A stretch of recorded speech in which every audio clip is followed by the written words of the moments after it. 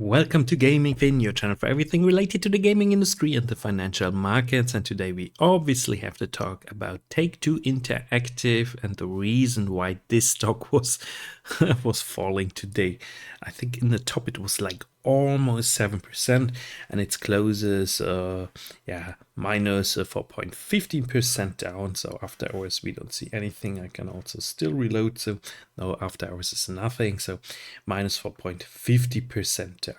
So, and actually we were gaining from falling to 0.76%. So it means the market was not that negative on the news, or was not really buying so much into this news that I'm going to talk about in this video.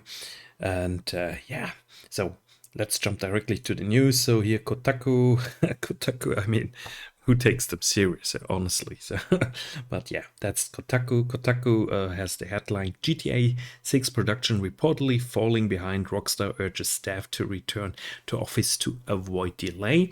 And I'm not going to read the article, of course, so I'm putting you a link in my video or not. So actually it's Kotaku. I don't want to link them. So Kotaku is not, let's put it like this, they're not a real serious gaming magazine, but what they can do, they have a they talk about crunch time. They talk about how mean the companies are to the employer. So all of this is the that's the behind the story. So actually what happened, so overall GTA is planning to have a release in 2025, so in early 2025. So now it's 24, so this would mean spring 2025, like in 1 year. So it would, the game would then be ready in 1 year. So, but what could happen, that this game gets delayed to fall of 2025, and then even end of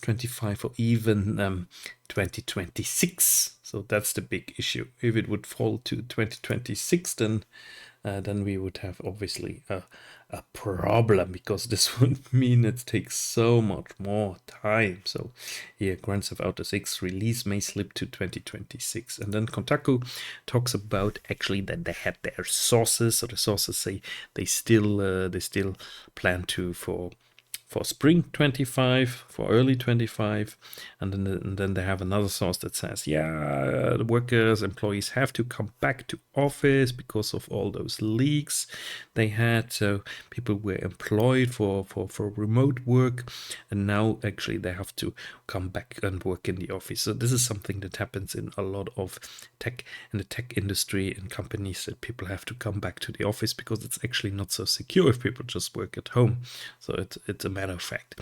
And then they continue saying that there is a risk for crunch time. So obviously, I mean, they have to finish this game. So if I'm not finishing this game fast enough, then there will be crunch time to finish this game. So that's obvious. So I'm absolutely sure there's going to be a lot of work for a lot of people.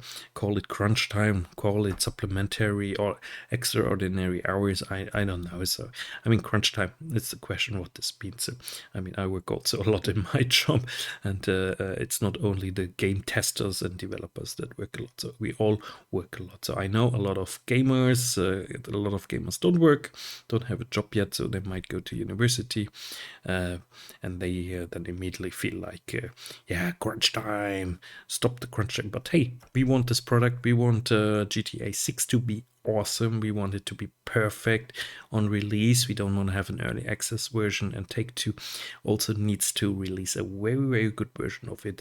Otherwise they get review bombed, and then it affects their numbers. And then it's simply the fact, if we want to have great AAA games, people have to work for it. I also wish everyone is happy at work, of course, guys. So I'm really not that mean capitalist, but I understand that people have to work a lot for this game, so we cannot avoid this. So, and if people are not coming back to the office, then it's a real risk. It's a real risk that this game can't it's getting delayed. So let's go back to the stock price, because we want to make money. So if we talk now about the stock price, is this the moment now to buy? So as you know, I'm invested, and I'm actually now 10% down, since I bought obviously at the total wrong time. I should have bought at $100, so we are far away from $100. So from the last low, 42% up.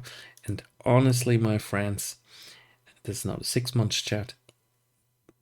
We had this little pump. So we had this little pump for March, and now we get back. So I don't think actually it's necessarily the reason is the delay. It could also simply be that that now a gap that was opening here is closing again. So this is actually also possible.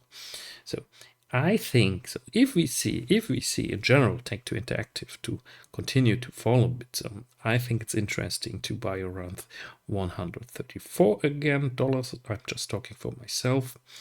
And then I would also buy on the way down, then again at 115, 17. And at $100, I would definitely load up the truck. Because that's then way more interesting. But also I have already a bigger position in Take-Two, so I was way more reluctant at $100 to buy more. And it was not really moving. Nothing was really moving. So 11,580 employees they have. So also 2023 was not very good. We all know this. And then we have a market cap of almost 25 billion US dollars.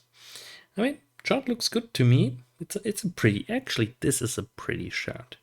So, and $100 was our chance. A lot of people didn't buy.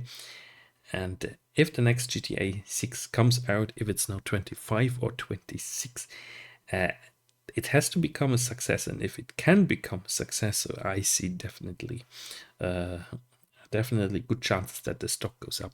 But I'm not a financial advisor. I'm just a YouTuber, retail investor myself. This for information and entertainment purposes only.